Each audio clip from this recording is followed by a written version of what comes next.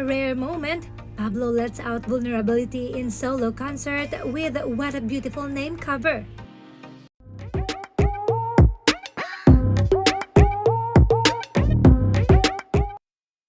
This is a rare moment indeed, as Pablo, who has always shown strength as Pablo himself, as SB19's leader and 1Z Entertainment's president, sheds tears in the middle of his solo concert debut as he lay himself bare, his weaknesses, and his strength in God and the people who continue to love and support him. Salamat sa buhay mo, sa pag-share ng mga stories ng mga tao. Nandito siya ngayon, di ba? Nasa ko dyan, Lord? Wala? Wala? Chat na tayo mamaya. Anyway.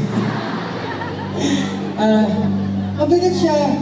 Pero feeling ko, lahat ng mga naranasan ko na hindi ko nasasabi, through those pictures, gumaan siya. I feel really.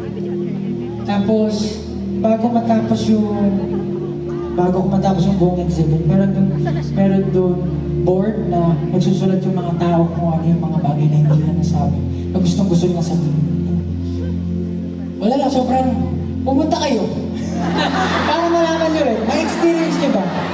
Tapos, meron doon souvenir, may parang four na parang maliit na card, tapos nakasulat doon. Wala, may nakasulat. Parang something about I've come so far na kahit anong pinagdaanan ko, nandito na ako.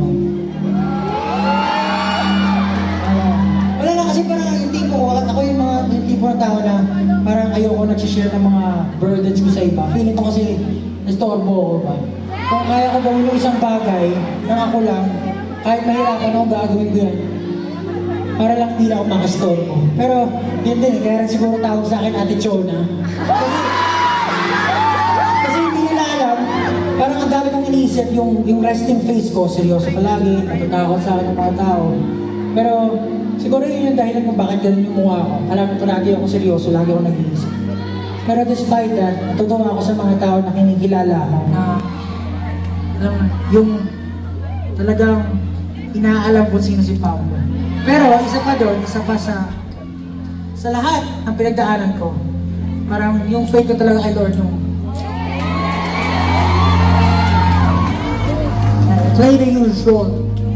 Like merong gabi na pray ka lang ka Lord kasi hindi mo lang alam nangyari sa sarili mo. Mayroong times na yung body mo nagsishake kahit hindi mo gusto.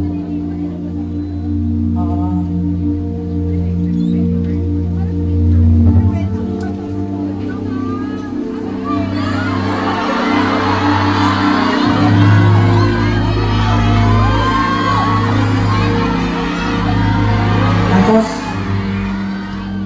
iiyak ka na lang kasi wala kang magawa eh.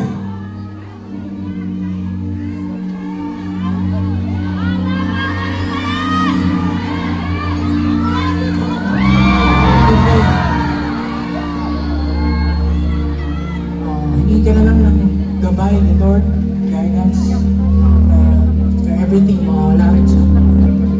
Pero, yun nga, nakatayo ako dito ngayon sa harapan nyo dahil kay Lord.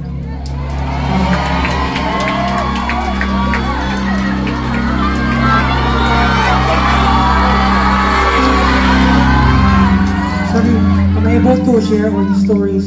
Gusto ko talaga i-share kung gaano ako ka-thankful, kung gaano ka-great, kung gaano ka-hindi yung like, yung Panginoon, sobrang naging amazing talaga sa buhay ko. So, gusto ko itong next song ko sana. Gusto ko, like, makita kung gaano siya naging gaano siya kabuti sa buhay ko.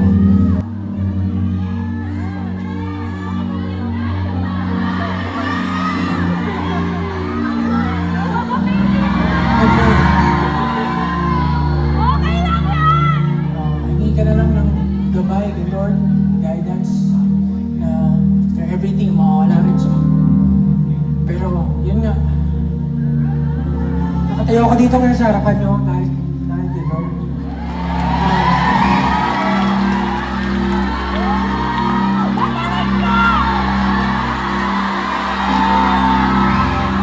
Sorry, I'm able to share all these stories Gusto ko talaga i-share kung gaano ko ka-thankful, kung gaano ko great, kung gaano ko tindi.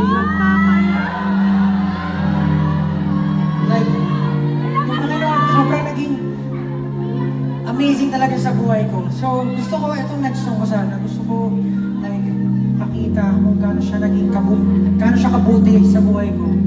So,